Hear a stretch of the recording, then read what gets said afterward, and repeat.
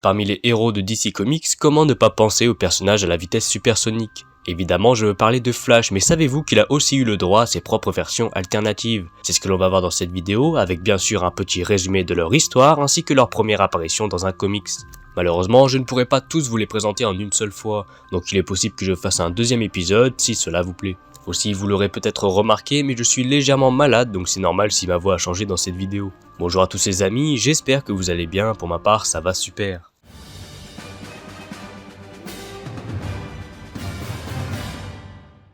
Bon, juste une petite pause pour m'excuser des 2 semaines d'inactivité au niveau des vidéos parce que je faisais des posts YouTube de temps en temps mais c'est clairement pas pareil. Tout ça pour vous dire que j'essayerai de faire mon maximum pour tenir un bon rythme, que ce soit une vidéo toutes les semaines ou toutes les 2 semaines. C'est quasiment sûr qu'une vidéo arrivera dans ce laps de temps.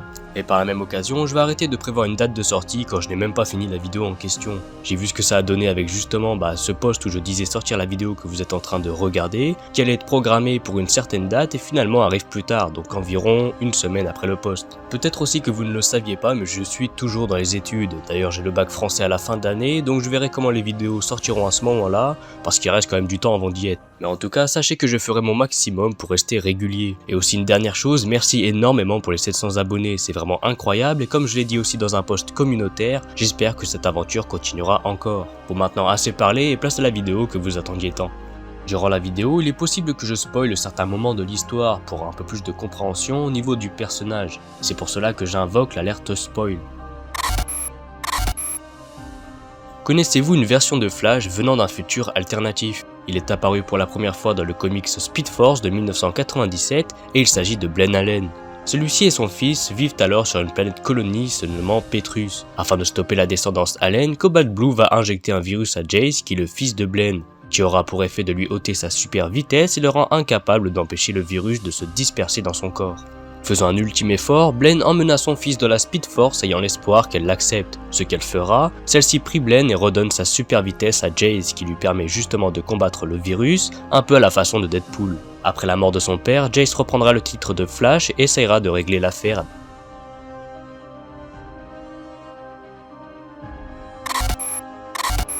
Les femmes aussi peuvent devenir Flash. Mary Maxwell est apparue pour la première fois dans le comics Just Imagine Flash de janvier 2002. Celle-ci se retrouve alors coincée par accident avec une seringue d'ADN de colibri. Elle réalise alors son rêve en se développant elle-même ainsi que ses pouvoirs sous la forme d'une vitesse incroyable. Par la suite, elle aidera à se former la Justice League et combattra la Doom Patrol. Danica Williams est apparue pour la première fois dans le comics Batman Beyond Unlimited numéro 13 de 2013. Dans les années 2040, Danica vit avec ses parents. Son père est un ingénieur des laboratoires STAR spécialisé dans les transports. Il étudie aussi la technologie méta-humaine afin de pouvoir l'intégrer dans la vie quotidienne. La famille Williams est plutôt nomade, elle change d'endroit de nombreuses fois, contribuant au travail du père pour améliorer le système des transports. En passant par San Francisco ou encore Gotham City, que la famille quittera encore plus vite dû à son taux de criminalité important. Danica voulait devenir une athlète de haut niveau malgré des complications limitant ses efforts physiques. Les médecins ont découvert entre autres qu'elle était asthmatique. Et comme si cela ne suffisait pas, certains pensaient même qu'elle avait une forme de maladie mentale due au fait qu'elle parlait à des personnages que personne ne pouvait percevoir ni entendre. Finalement, il s'est avéré que Danica communiquait via la Speed Force avec d'autres personnes ayant pris le nom de Flash. Et c'est grâce aux voix qu'elle découvrira ses pouvoirs et sa vitesse incroyable lui faisant sauver la vie d'un homme. Bon, j'ai fait un gros résumé pour Danica, alors je vous laisserai découvrir la suite par vous-même, c'est plutôt intéressant. Walter West est apparu pour la première fois dans le comics Flash Volume 2 numéro 250. Avant de voir le personnage, je vous préviens, il y aura quelques petits spoils sur des événements, le temps où je spoil s'affiche ici, vous pouvez le passer si vous en avez envie et continuer quand même d'écouter la suite de l'histoire. La vie de Walter est parallèle à celle de Wally West jusqu'à la bataille contre Cobra. D'ailleurs, Wally est aussi une version de Flash ainsi qu'un membre fondateur des Teen Titans. Durant ce combat, Linda Park, qui est la future femme de Wally, décédera. Contrairement à Wallace, qui lui aussi est un Flash, Walter ne réussira pas à sauver sa Linda. Après un tel événement tragique, Walter combat le crime de façon brutale, allant même jusqu'à estropier certaines personnes. Il répondra à un appel de la Speed Force pour aider la Flash Family et combattre la Légion de Zoom. Bon, pour terminer, je vais vous présenter un personnage plutôt dans le camp des méchants, mais pas n'importe lequel puisqu'il s'agit de Eobard Town. Celui-ci est apparu pour la première fois dans le comics Flash numéro 139 de 1963. Il a même le droit à sa représentation dans la série télévisée Flash. connu sous le nom de Professeur Zoom est, pour simplifier les termes, la version méchante de Flash. Il a d'ailleurs été créé génétiquement par ses parents pour qu'il puisse être intelligemment meilleur que la moyenne.